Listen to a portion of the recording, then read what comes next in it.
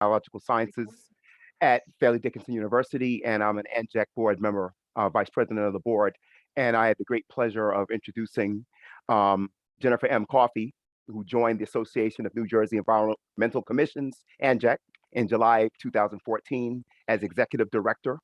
Jennifer serves as a member of the New Jersey State Water Supply Advisory Council and as an advisor to the New Jersey State Clean Water Council.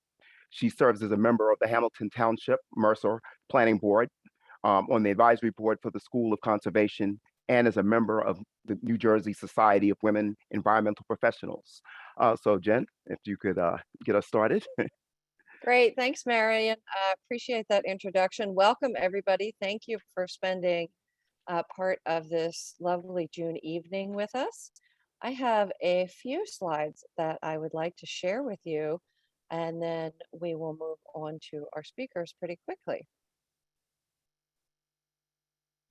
So just to make sure everybody is in the right room and you know what session you are attending, this is our third roundtable of the year. So this is all about community engagement and advancing environmental justice at the local level. And so welcome and thanks again for being here. As many of you may know, and hopefully all of you will know soon, ANJAC is a nonprofit organization. We've been around for 53 years.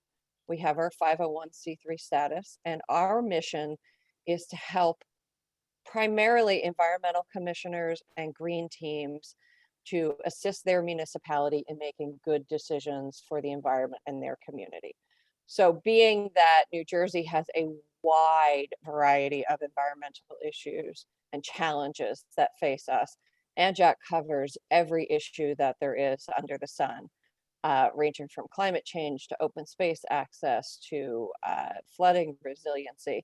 If we don't have the answers or the resources, we certainly do know where to get them, and we'll talk a little bit about that. So please go ahead and email us. There's an email at the end of this presentation that's well monitored. It's info@anjac.org. We can get one of ANJAC staff to post that in the chat, info@anjac.org. In this new wonderful quasi-virtual world, quasi-in-person, we are monitoring that email the most. ANJAC has several core programs or signature programs. Oh,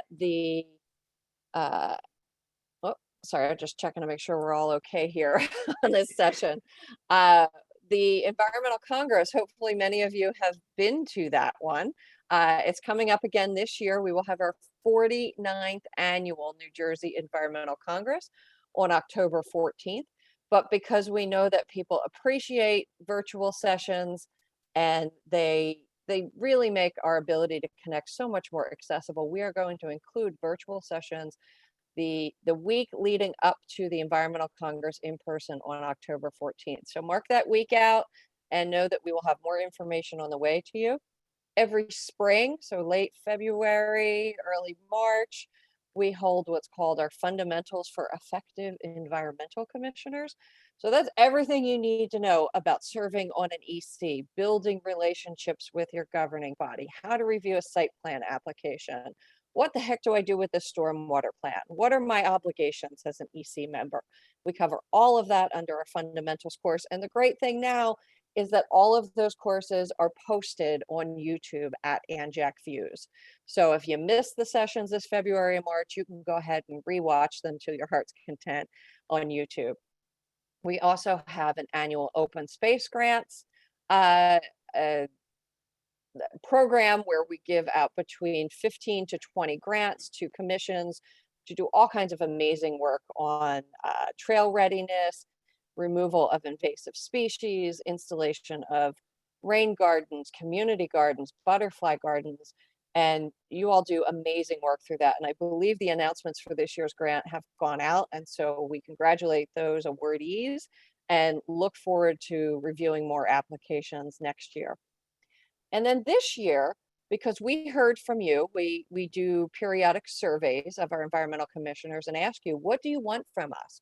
What materials, what resources do you need from us?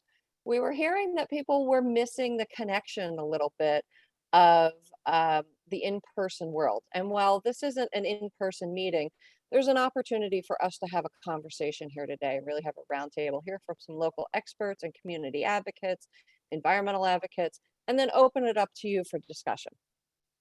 We have a lot of coordinating programs at ANJAC, and I would be challenged to name an environmental or community nonprofit that we don't work with in New Jersey. We have got extensive relationships and coalitions. I chair something called the Environmental Summit, which is a monthly meeting of the environmental nonprofits working on regional and statewide policy so that we can coordinate and be as effective as we possibly can. We certainly have regional initiatives that focus on the Delaware, that focus on our combined sewer overflows in primarily urban areas, that focus on the water we drink, the solid waste and plastic pollution. We all know about our Plastic Pollution Reduction Act. No more bags.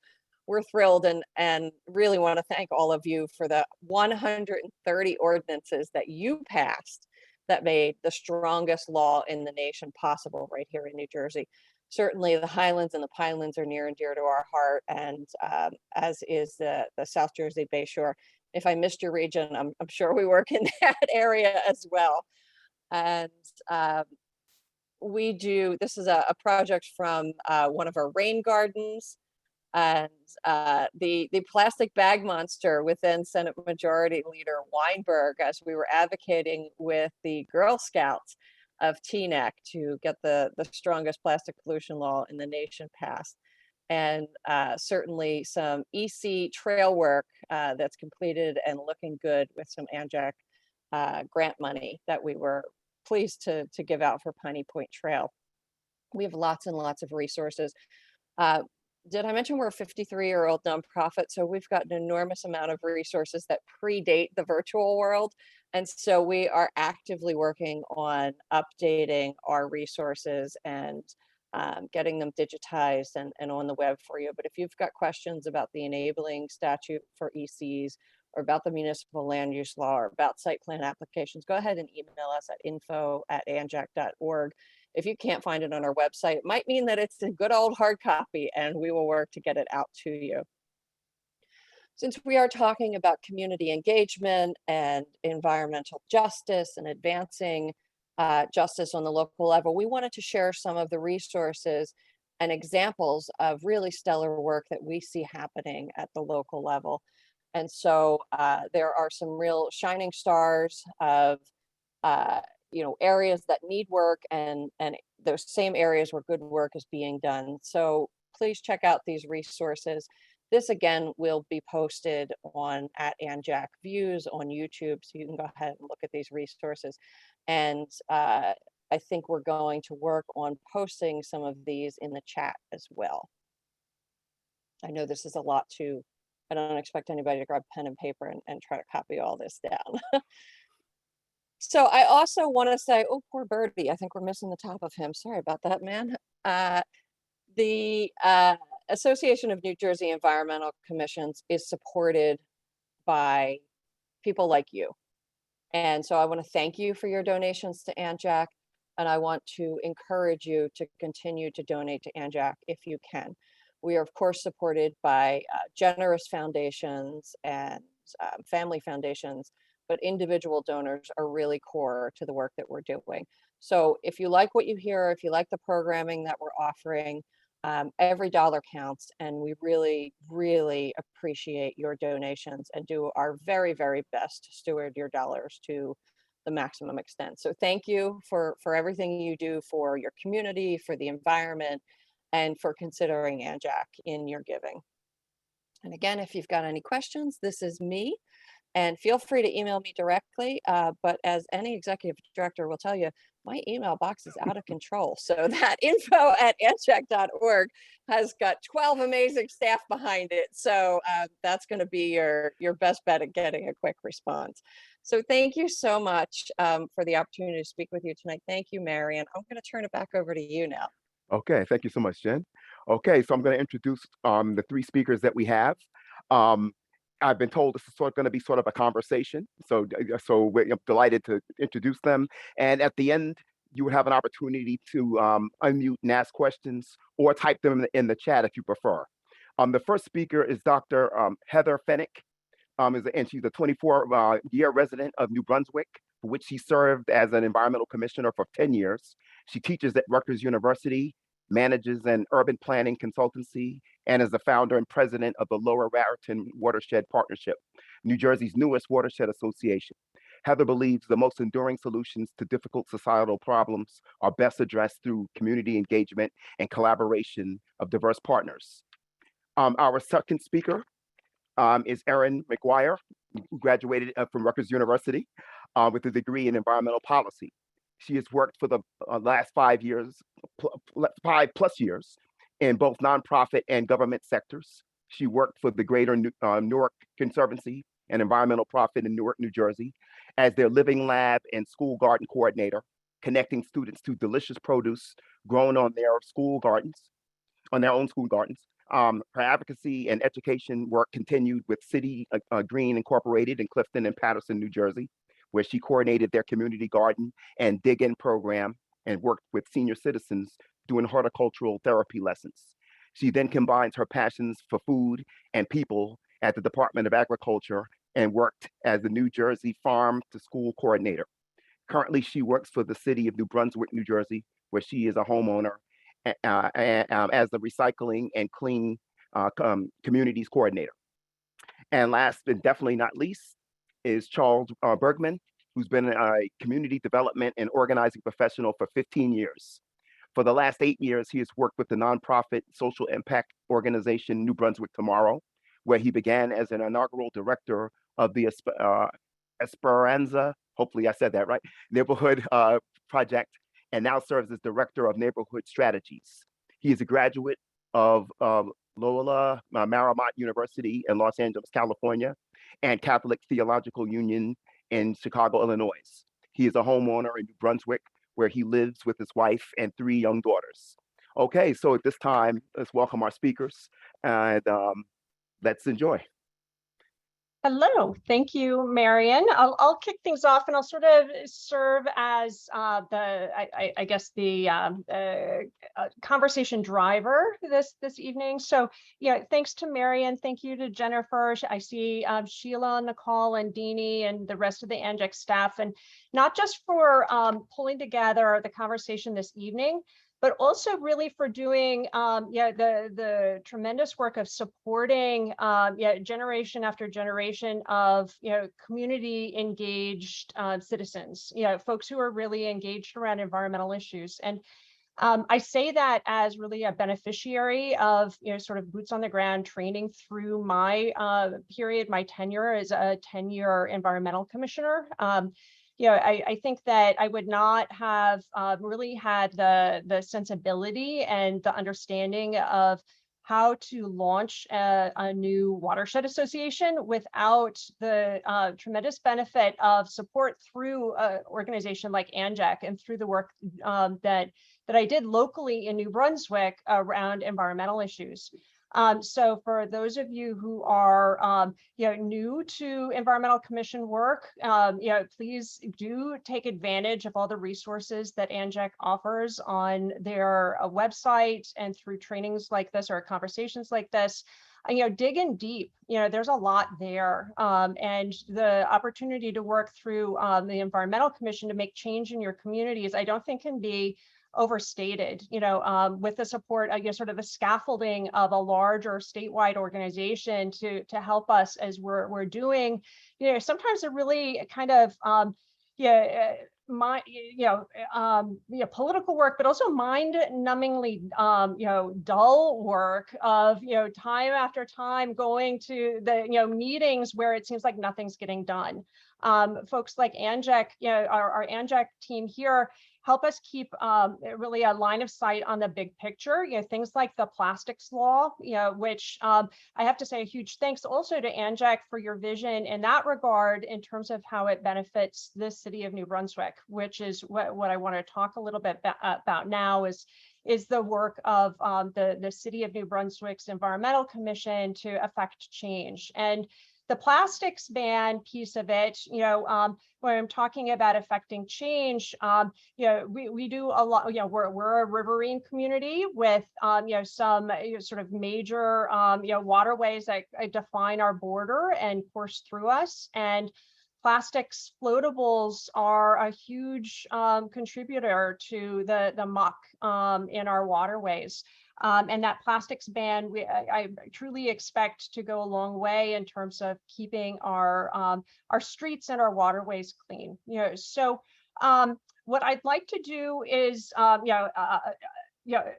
absolutely offer Erin and Charles a chance to jump in, but I just want to, as I think the individual of the group of the three of us with sort of the institutional memory around what the Environmental Commission in New Brunswick has done over the past 10, 15 years, is just share a couple of examples of your sort of in cursory form of things that we did as an EC when I was involved, and then we'll spotlight one activity that's ongoing, and then have a more richer conversation with Charles and Erin around that, and then open it up to discussion about all of those things. So I would like to share my screen for just a couple of minutes here. And okay, can folks see my screen here? Yep, we've got it, Heather. Okay, excellent. So what we're going to talk about, I think the bulk of our conversation with Charles and Erin will focus on community cleanups, but I also want to speak to some of the other activities of the EC that directly addressed environmental justice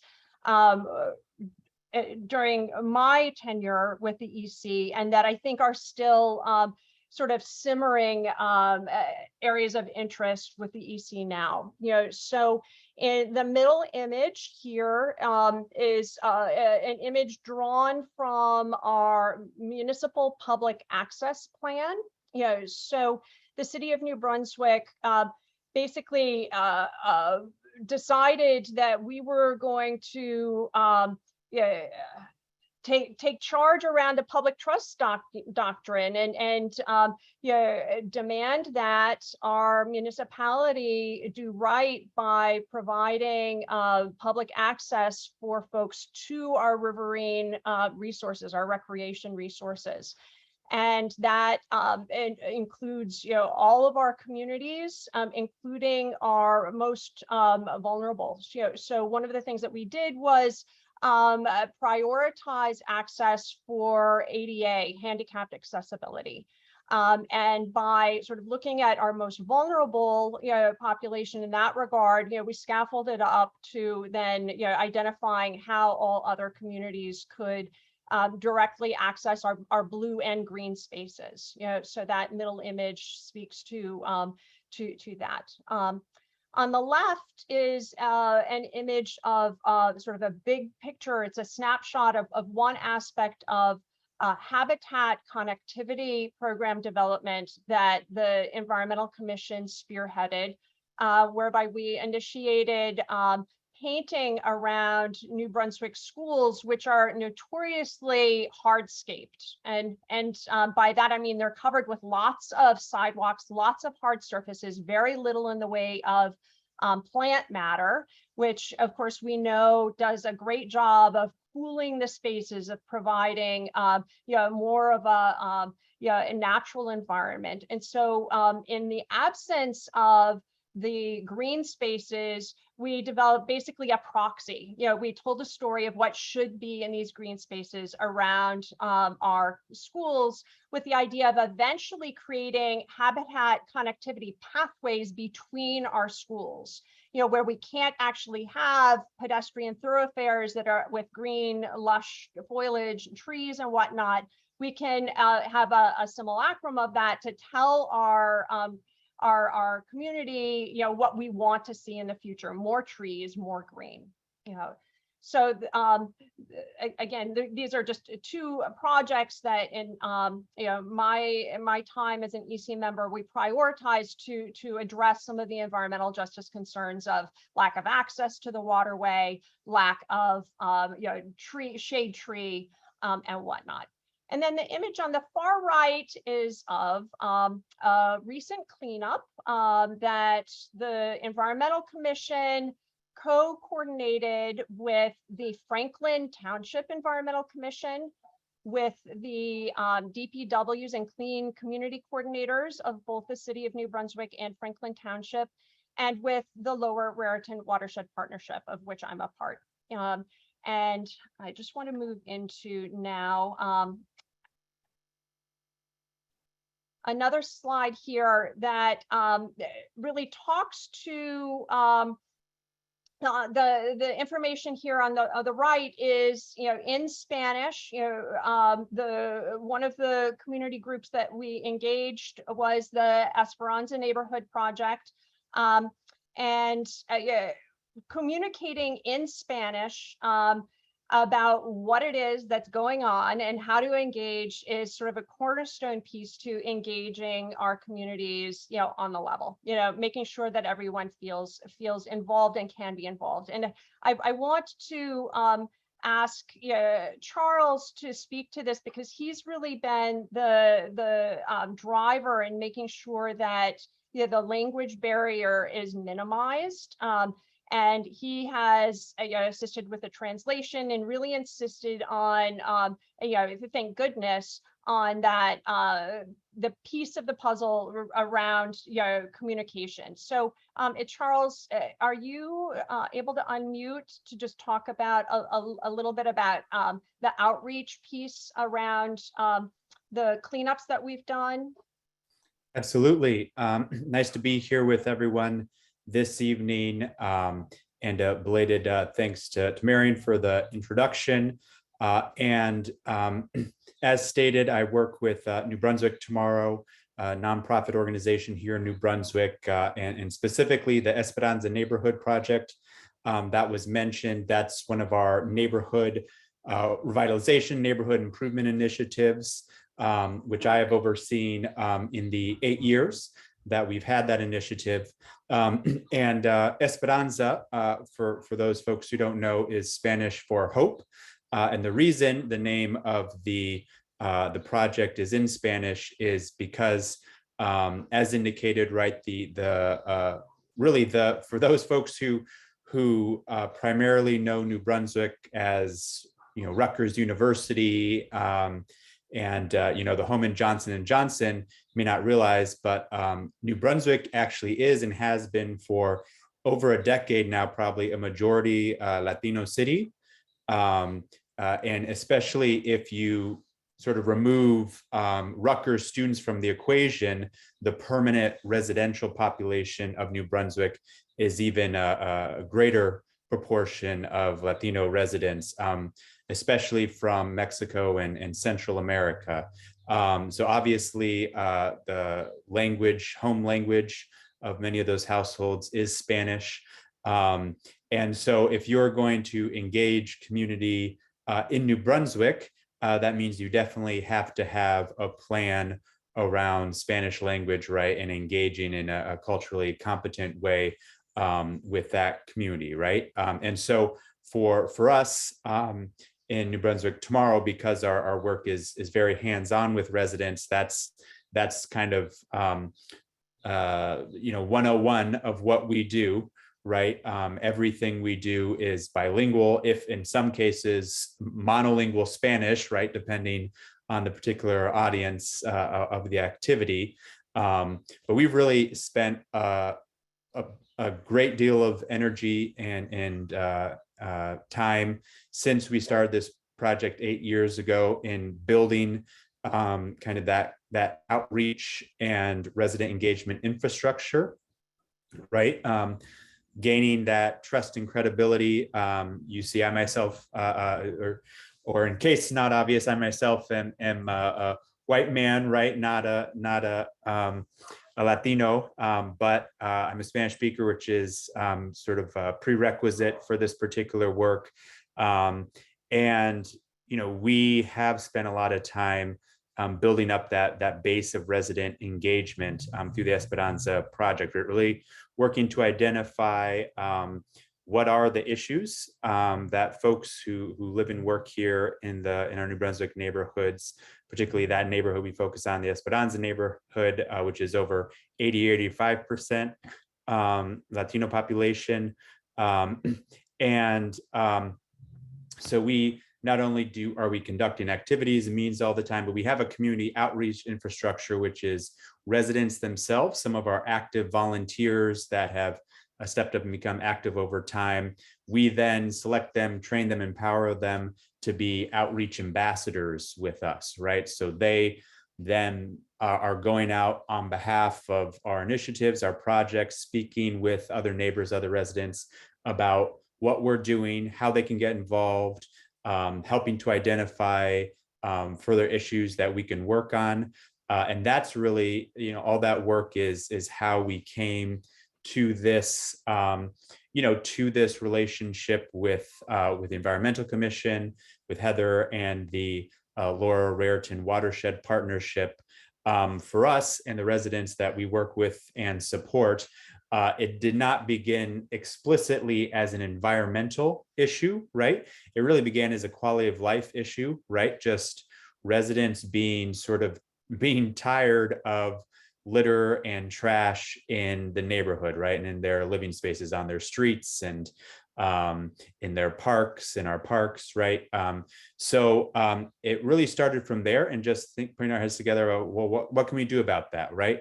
And I think it was, and we'll share more about this, certainly we'll hear more about this, but it was connecting with the Environmental Commission that helped us draw out, right, this quality of life issue, and kind of expand the purview to also talk about and help residents think a little more broadly too about, the trash that we're picking up, right? Because we hate seeing all that trash, on the sidewalk.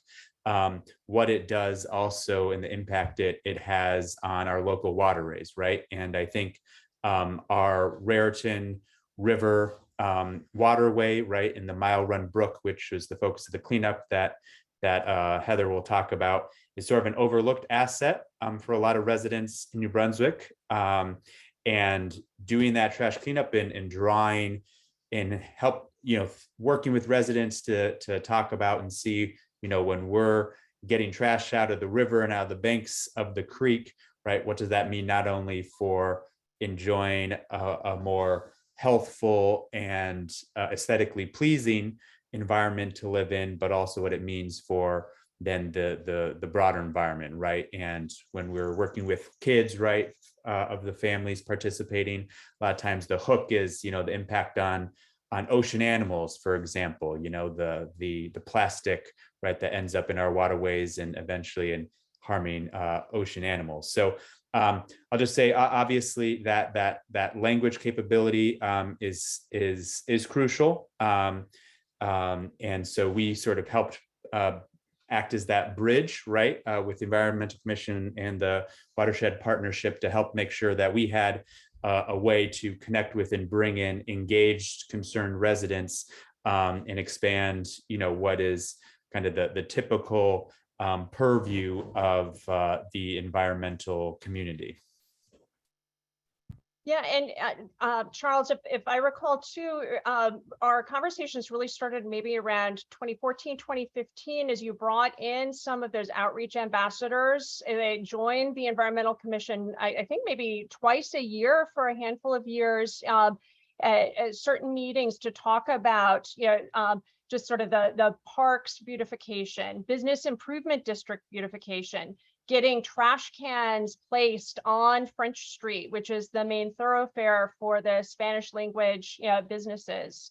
And it was in conversation through the outreach ambassadors joining the Environmental Commission that we started brainstorming the idea to host these community-wide cleanups, where it wasn't just in the Esperanza neighborhood around French Street, but let's do these larger cleanups that engage the whole community with sort of linchpin activity in Esperanza, in the Esperanza neighborhood area, and then within Mile Run Brook as well.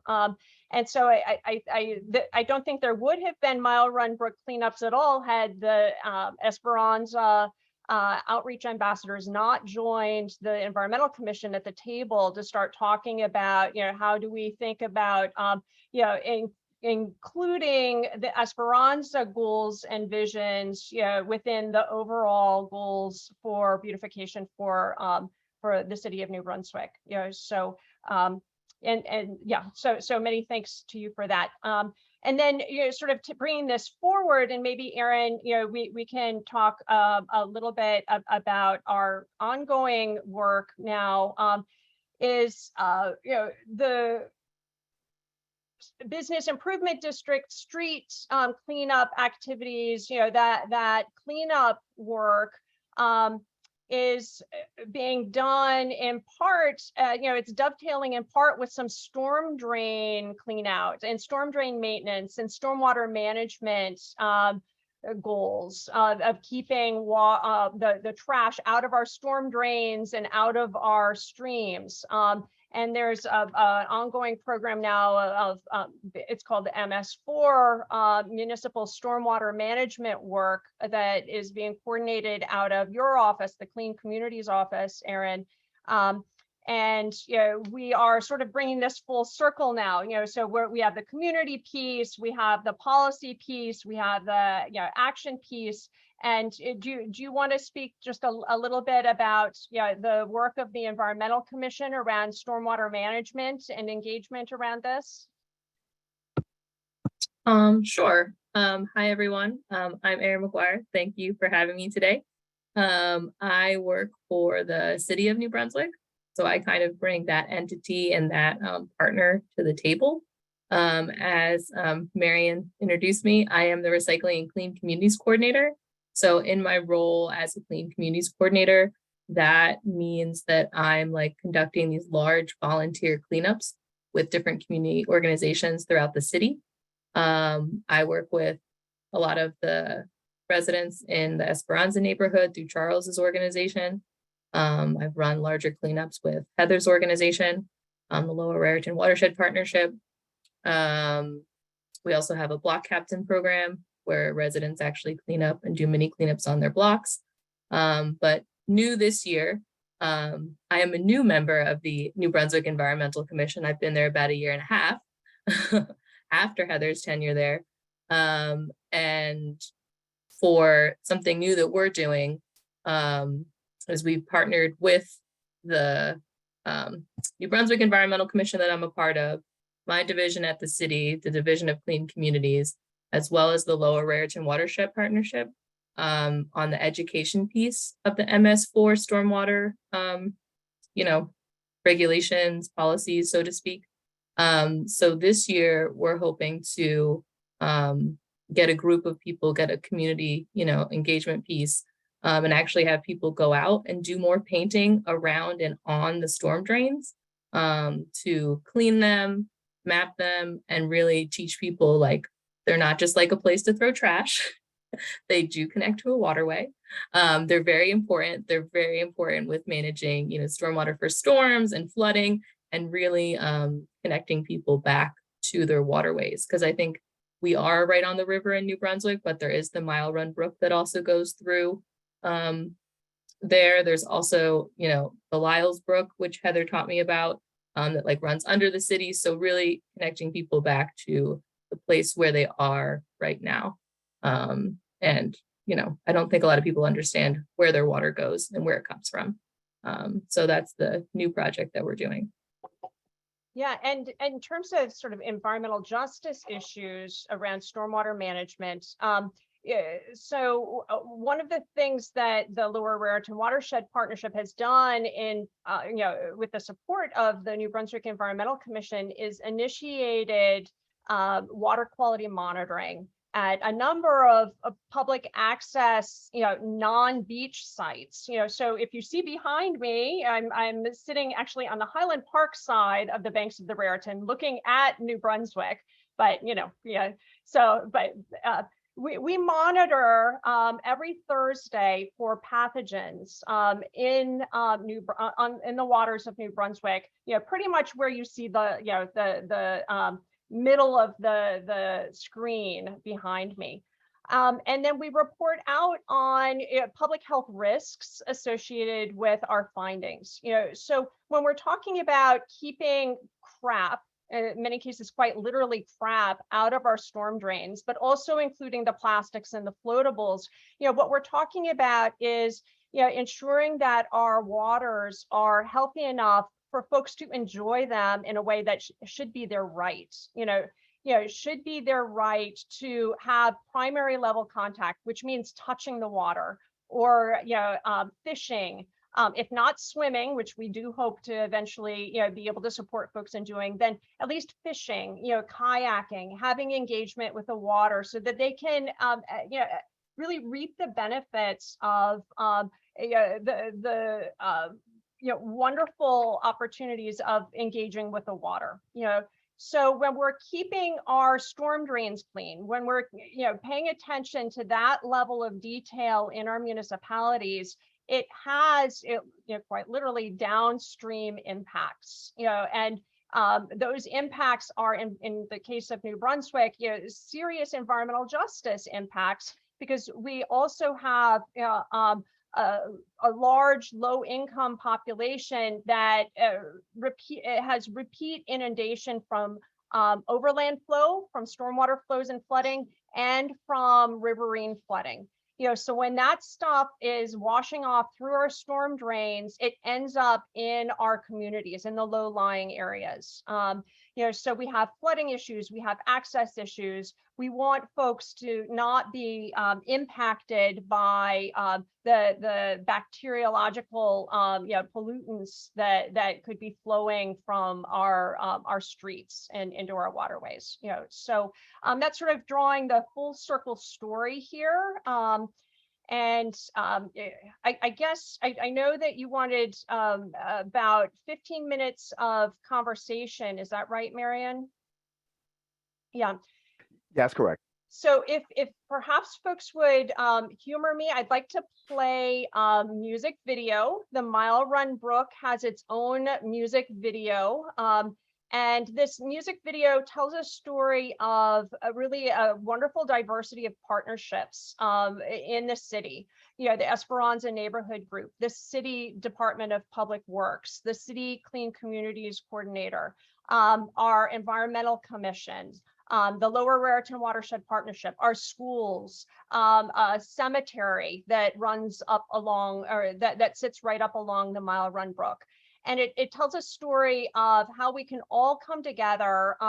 We invited a musician to join us for a day of multi-site cleanups, and he created what I think is, hopefully you'll also see a very special little music video. And hold on, here we go.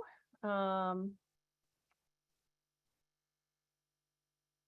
we're doing today is first multi-site Mile Run Brook.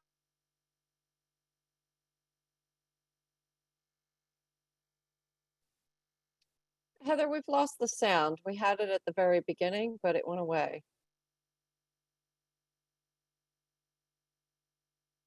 Can you hear me right now? We can hear you. Okay. And it sounded like we had the video at the very beginning. Give me a minute here. There is an option to optimize for video. Yeah, or we had this audio. working in practice, so just give us a second. Can you hear it now? Yeah, it's a little low. And the name partner of, that's the water everyone. Purify the mile run, purify the mile run.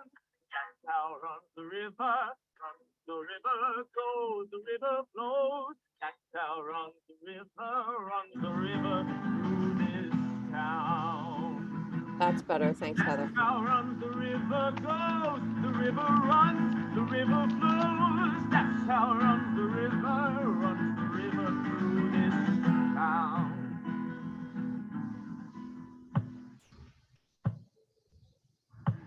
la comunidad la cuida, juntos todos andarán. Los coros como va el río, como va el río por esta ciudad. Como va el río, como va el río por esta ciudad.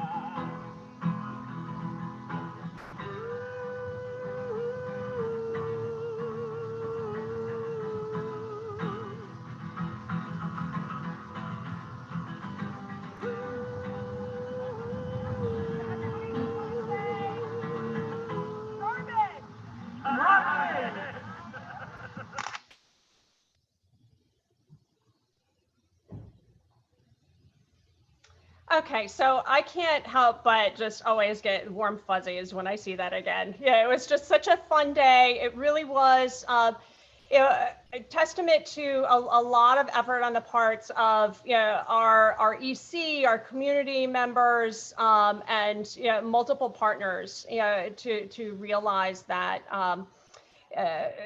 effort, and we've continued it every year since. We've done. I think we did miss a COVID year there, but each year since this, we have gone out and had multi-site cleanup with the same group of partners. In fact, now adding to this Franklin Township that wants in on the fun. So now they join us at our border waterway as well. So I think. Yeah, if we want to field some questions. Sure, why don't I go ahead? I'm going to go into the chat and start reading some of the ones that, and some of them have been addressed, but just so the people who are watching the video will be able to appreciate them. So the first one, Ocean Township has just passed a new tree ordinance, and this comes from Mary Johnson, excuse me. Ocean Township has just passed a new tree ordinance, and I'm now looking for best ways to communicate the new rules to our town residents and tree professionals who work in our township. Does anybody have a suggestion for that?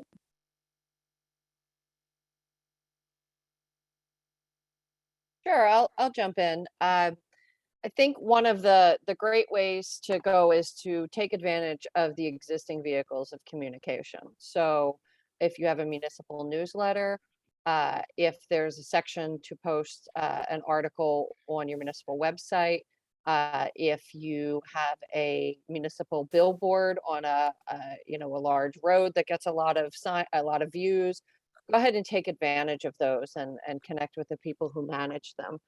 Certainly your local papers, your patches are always looking for articles, stories to cover.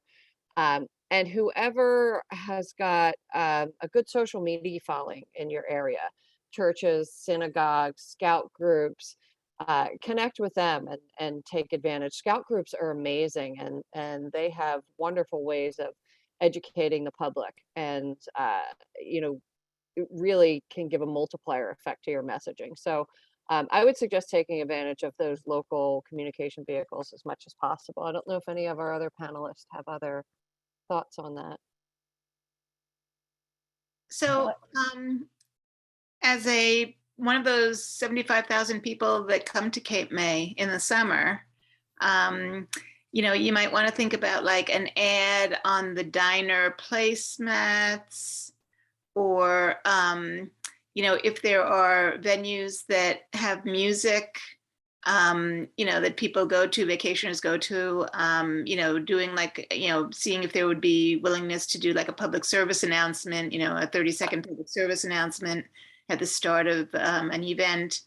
I'm trying to, people who vacation in Cape May, they're staying with the social media in their towns, from their towns and from their personal networks, and they're not looking at the Cape May stuff, but they are going to the beach, going to the places along, the boardwalk, stopping at the ice cream shop, all that stuff. So, meeting people where they are is. Thanks, Cynthia. I think you jumped ahead to our next question that was from Cape May. Sheila, do you want to Oh, I'm sorry. Ask the questions now that we've So got a sorry. great answer. And that's fine, but I also see that Cheryl Reardon from our staff addressed that question and said a lot of what you had said. Communications can be done if you have a Facebook page, township newsletter. Info can be distributed at community events, farmers markets. That's always a good one. Local gardening clubs. And she also suggests emailing us at info@anjec.org, and we're happy to provide more info and communications ideas. So let me see. I'm just going down here in order. How should we engage lawn care companies who violate stormwater rules? For example, I see, this is from Jeff Storms. For example, I see many of them leaving grass and shrubbery in streets for the borough to clean up. The borough is sometimes reluctant to engage companies and our homeowners. So, and oh, Jennifer, you responded to this. Yeah, you said, so go ahead, go you ahead. can say what you said. Your municipal stormwater enforcement officer really should be working on compliance. And if he, she, they are not working on that compliance, then that becomes a reportable issue in the MS4 permit report that goes to DEP at the end of the year. And so you engage that person. Jeff said that, that person is not always responsive. You can also go to the EC and, see if the EC will continuously nudge. And if none of that works, then contact us and we'll get you each county has a stormwater case manager at the DEP that oversees community engagement and enforcement, and they're pretty responsive. So we can find the name of that person. They change, every so often, but we'll seek out that name for you and that email address and get it to you. And there's nothing quite like a call from the DEP that makes an enforcement officer sit up a little straighter. So we can help with that. Thank you. So here's the Cape May question. This is from Justine. And she asks, community engagement in our municipality is difficult. We have approximately 3,500 year-round residents, but a summer population of over 75,000 due to tourists. Visitors typically don't read the local papers, participate in local events, or follow social medias of local residents and organizations. Any ideas are appreciated. Most people here May through September don't even know about our 1997 water conservation ordinances. And so Jennifer had responded, that's another great question and certainly an issue that particularly our shore communities struggle with. How about displays at popular beach entries or other popular locations such as the Main Street shopping areas in Cape May? Connection with local business owners could also be meaningful. And as we heard earlier, to have those local businesses, on the placemats, I thought that was a great idea. Just places where visitors will see it, not just local residents. So I don't know if anyone has anything to add to that. Oh, Nandini Checo from our staff, hi Dini. She's saying, have you connected with local realtors or Airbnb hosts and have them put information into their welcome packets? And Cheryl Reardon suggests perhaps reach out to the Chamber of Commerce. So those are all great ideas. I actually have a question. Do you mind if we just go back to the lawn care folks? And Charles, you might be a good person to answer my question about this, which is most of the lawn care folks in my neighborhood are not English speaking. So do you think it's a matter of communication? Like, what do you think is the best way for us to engage with those folks so they understand the reason why we are encouraging not to put anything in the drains?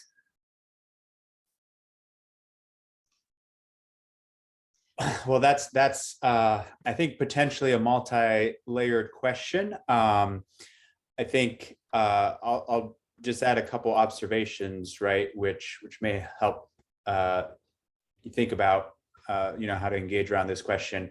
One is that, right, the landscaping and lawn care companies, right, the folks you're seeing there are in many cases, as you mentioned, right, Latino immigrants, right, maybe Spanish speaking.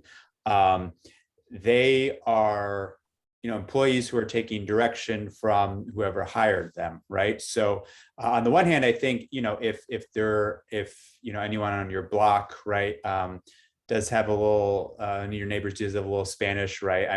I would, start there, just, try and engage, like, oh, why you sort of are asking them to dispose of them separately or differently, right? Because they probably are not getting, they're not getting a lot of environmental tips, right, from their employers, I would assume, right? And ultimately it's their employer's responsibility. So then I would also, ask about for information on the companies, right? And in some cases, right, those, lawn care companies can kind of run the gamut, right, from big kind of franchised ones, right, to small local companies, right? Probably small local companies might be a little more easier to reach, right? Kind of the decision maker employer, right, who could communicate that to the workers. Although on the other hand, the larger companies, right, might be the ones that may feel a little more like they should have to respond to sort of pressure about township municipal rules, for example, right? They're not going to want to get in trouble with those kind of things. So I'd say, if you can, certainly engage the employees directly, right, in a friendly way, understanding that they're, trying to do a job, but then also try and get the information of the, the employers, the companies themselves, and try and engage that way, right? And so hopefully that's helpful. That's great. Thanks, Charles. Thanks, Sheila. So I was over here looking at my other computer. I knew I'd seen a resource somewhere, and it's at quietmontclair.org, and they have printable fact sheets, guides, and flyers, and they have conversation guides, speaking with your landscaper. And they also have neighbor to neighbor flyers, so like kind of guiding you on, if you have issues with the way your neighbor is managing their lawn and it's affecting you, they give you guidance, so so you can have a productive conversation. That's great, Sheila. Thanks for sharing that. So yeah, that's at quietmontclair.org/resources if anyone's interested. That's one of the great things. Oh, sorry, Erin, go ahead. I was just going to add to, if you want to reach out to Sustainable Princeton, I know they did something where they engaged lawn care companies around the use of leaf blowers, and they had a lot of success with it. So I would also reach out to them as well, Sustainable Princeton. And Sheila provided a lot of assistance to Maplewood, which was one of the first in the state and her hometown on banning the gas-powered leaf blowers, and they just extended that ordinance, right, to year-round. Yep, is that right? Year-round, that's correct. Yeah. So one of the great things about ANJAC is we hear from a lot of other places, and we got requests from other places, so we can help share that information for you. Sheila, I think we had one more question in the chat. We could take that. Let's see. From Justine. Justine, yes. We were told by the city manager that our environmental commission could not have a social media page, Facebook or otherwise, of its own due to OPRA, the Open Public Records Act. So what thoughts on this? That can't, well. So I've been told I have a loud face. Does this explain? That's some silliness, I'll just say. OPRA is the Open Public Records Act. OPMA is the Open Public Meetings Act. And you are not conducting a meeting on Facebook. ECs traditionally, when they have a Facebook account, they are sharing information about township ordinances that were passed, community cleanup days that are scheduled by your helpful local watershed association and community group, opportunities for engagement with your municipal clean communities program. It's an asset to the municipality.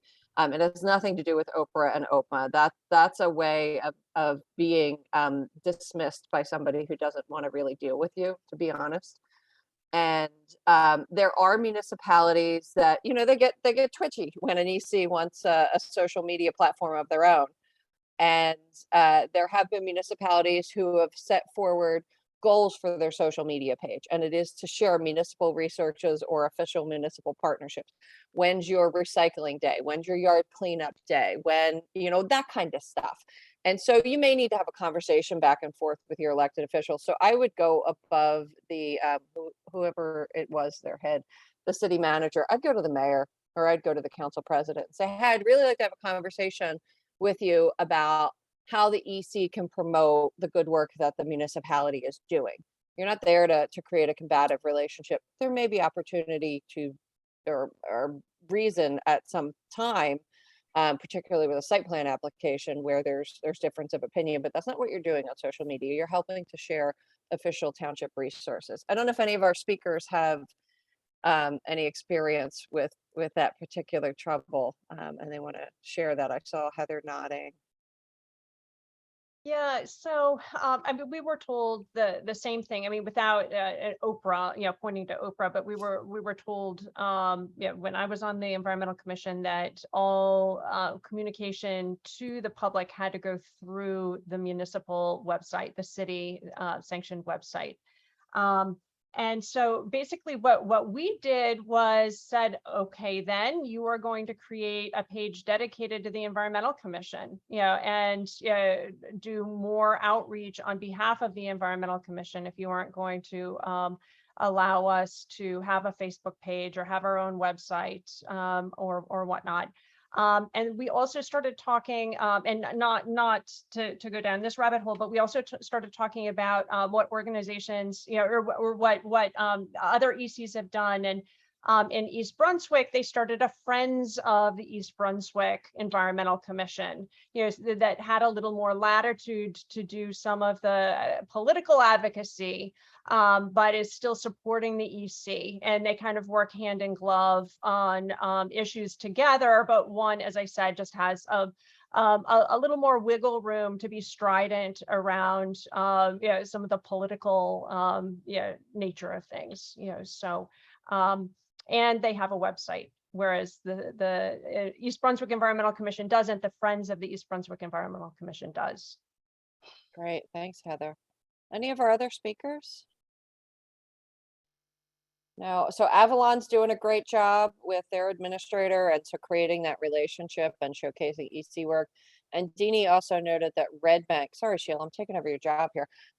Red Bank has a social media policy, so the township is comfortable with ECs. Just for the record, I don't want Sheila's job. She knows way more than I do. So, well, that's incorrect, but thank you. So are there any other questions? Does anybody want to unmute and ask a question?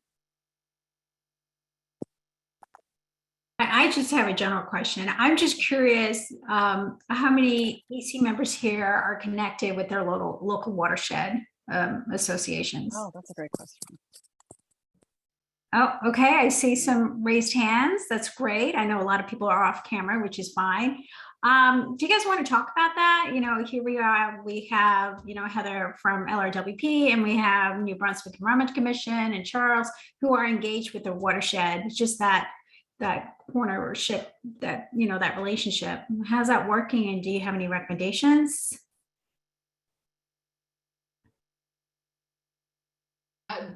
Can you hear me? Yes. We can hear you. Okay.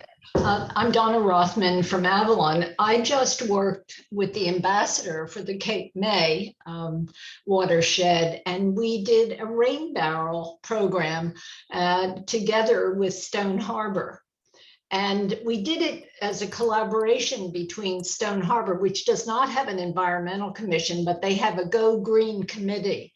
And I contacted them and asked if they would be interested in it, because, Avalon has the same problems as Cape May in the fact that we have few people here year round, but we have a lot of second homes here, many of which, have rain spouts coming down. And we have problems here with flood issues and rain barrels, not that they'll solve it, but little steps create big results in communities like this. And I was concerned we wouldn't get enough people interested. So we did the collaboration with Stone Harbor, and we got 25 rain barrels. Everybody showed up. did a presentation, and then we prepped the part of the rain barrels to make it easier for the people, but it was a great program. And we're going to do it again. And we did it with the Cape May Water Ambassador. And Alicia Cauldron had told me that she will come to some of our environmental commission meetings, because I'd like her to talk about the Back Bay water issues that we have here in terms of pollution, especially during storms and the serious flooding that we get on barrier islands. Oh, that's great. Thanks for sharing, Can Donna. I contribute to that? Absolutely. So coming from Cape May, obviously we have the same ambassador. And I think, Donna, we're very lucky because Alicia came and presented at a festival we did this past weekend. The Environmental Commission down here sponsored an ocean festival, and the Watershed Ambassadors program set up a whole presentation and display to engage the community, kids, adults. Went on about an hour. They were one of a dozen organizations. But she is, I think her post ends in a month. It does. We will need to build a relationship with her successor. So, I mean, I'm not quite sure how to go about doing that. Maybe we can set up introductions. Yeah, I'm making an assumption that everybody on the call knows what the Watershed Ambassador Program is. Sheila, do you want to talk about that? Sure. Let me pull it up here. I just pulled it up and I shared the link in the chat. I was gonna say I could talk about it if you want. Oh, sure. Go ahead. But I have nothing but great things to say about. I love working with the Watershed Ambassadors. So yeah, the Watershed Ambassadors are AmeriCorps members, so they usually have a year-long term of service, and they're connected to. I don't know if it's always a watershed. It's always they're connected to a watershed organization, and they're also in charge of a watershed. So their goal is to educate the public through rain barrel workshops, festivals, stream monitoring, school presentations, and just connect people to their water. So that's their whole focus. So they're great boots on the ground people. Usually they're young and eager, as an AmeriCorps alum myself. So and free, right? That's important. And free. They need to do education as part of their service, their term of service for the year. Okay. So they're looking for people that are engaged like yourselves to connect with. And there's one assigned to your region. So you'll usually have someone. Yeah. Cool. Thank you. Well, I think with that, we'll wrap up for the evening. I'd like to thank Erin McGuire for hosting this. And thank you to Erin Mcguire and Heather Finnick, Charles Bergman. Thank you all for showing up and sharing your various experiences and sharing with all of our commissioners. And I think that will be it. So I would look for your, we'll have a follow-up email, which will have the recording. So you have the link to the recording so you can share it with other people who were not able to make it. But thanks again, everybody, for spending your evening with us, and have a good evening. Thank you. Thank you. Thank you. Thanks, everyone. Take care. Bye-bye. Thank you.